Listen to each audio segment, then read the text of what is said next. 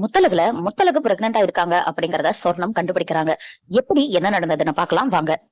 அஞ்சலி திரும்ப திரும்ப முத்தலக இன்சல்ட் பண்ணிட்டு இருக்காங்க. இது தெரிஞ்ச ஸ்வேதா, அஞ்சலி எனக்கு கொஞ்சம் டயர்டா இருக்கு, நம்ம அப்புறமா பேசலாமா அப்படின்னு கேக்குறாங்க. நான் இன்னும் குழந்தையே பாக்கல ஸ்வேதா அப்படின்னு அஞ்சலி சொல்றாங்க. இல்ல டயர்டா இருக்கு, ஃபீட் பண்ணணும், ஒரு 1/2 மணி நேரம் அப்படின்னு சொல்லிடுறாங்க. அஞ்சலி வெளியே போயிடுறாங்க. சரி ஸ்வேதா நான் கிளம்புறேன் அப்படின்னு முத்தலகு கிளம்ப, நான் உங்களை கிளம்பவே சொல்லையே, ஒரு நிமிஷம் இருங்க உங்ககிட்ட பேசணும்னு சொல்லிட்டு எனக்கு ரொம்ப உதவி பண்ணீங்க, எமோஷனலா ரொம்ப சப்போர்ட்டா இருந்தீங்க, நான் ஒரு தேங்க்ஸ் கூட சொல்லல, தேங்க்ஸ் முத்தலகு, இனிமேல் நான் உங்களை அக்கான்னு கூப்பிடலாமான்னு கேக்குறாங்க. ரொம்பவே சந்தோஷமாயிடுறாங்க முத்தலகும்.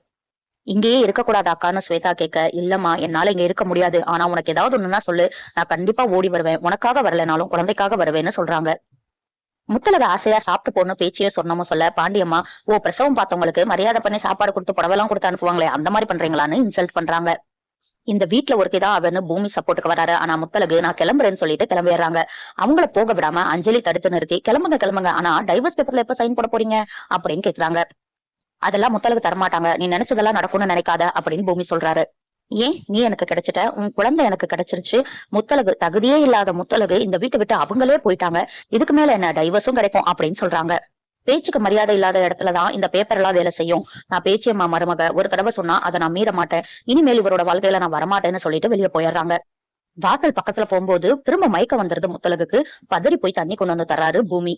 என்னம்மா உடம்பு சரியில்லையான பேச்சு கேட்க, நைட் எல்லாம் தூங்கல இல்லாத, அதான் எனக்கு வேற என்ன இருக்க போகுது அப்படின்னு பூமியா பாக்குறாங்க. ஆனா சொர்ணம் பேச்சு காதுல பாத்தியா பேச்சு, இப்ப கூட அவ மயங்கி விழறா, எனக்கு அவ கோர்ட்ல இருந்து வரும்போது முழுகாம இருக்கிற மாதிரிதான் தெரிஞ்சது, அவ முழுகாம தான் இருக்கா அப்படின்னு சொல்றாங்க. இனி 2 பூமுடி, 2 சீமந்தம், 2 வாரிசு அப்படின்னு சொல்ல, இது நடந்தா எனக்கு ரொம்பவே சந்தோஷம்தான்க்கா, பாப்போம் அப்படின்னு சொல்லிடுறாங்க பேச்சு. அஞ்சலி என்ன பண்றதுன்னு தெரியாம ரெஜினாக்கு கால் பண்ணி எல்லாத்தையும் ஒப்பிக்கிறாங்க. முத்தலகு மயங்கி விழுந்த வரைக்கும் ஒப்பிக்கிறாங்க. ரெஜினா அஞ்சலி கிட்ட, நீ ஒன்னும் பயப்படாத, தயாவை வச்சு ஒரு பெரிய பிளான் போட்டிருக்கேன், முத்தலகுக்கே இன்னும் அவ பிரெக்னன்ட்னு தெரியாது, அது தெரியறதுக்கு முன்னாடி அந்த குழந்தைய கலைச்சிடலாம், அப்பதான் உனக்கு சேஃப்னு சொல்றாங்க. அஞ்சலியும் அதுக்கு ஒத்துக்கிறாங்க. நம்ம மேல சந்தேகம் வராதுலமா அப்படின்னு அஞ்சலி கேட்க, அதெல்லாம் நான் பாத்துக்கிறேன்னு சொல்லிடுறாங்க. எப்படி ஒரு கெட்ட புத்தி. பூமி பின்னாடியே வந்து சமாதானப்படுத்த ட்ரை பண்றாரு. டக்குன்னு கையை பிடிச்சோன்னு ஒரு முறை முறைச்சிடுறாங்க முத்தலகு. இதோட இன்னைக்கு எபிசோட முடிச்சுட்டாங்க. அடுத்த வாரம் தாங்க செம சீன் எல்லாம் இருக்கு. முத்தலகு பிரெக்னன்ட்னு ஒரு பாட்டி மூலியமா தெரிய வருது. இனி என்னெல்லாம் நடக்க போகுதுன்னு நம்ம பொறுத்திருந்து பார்க்கலாம்.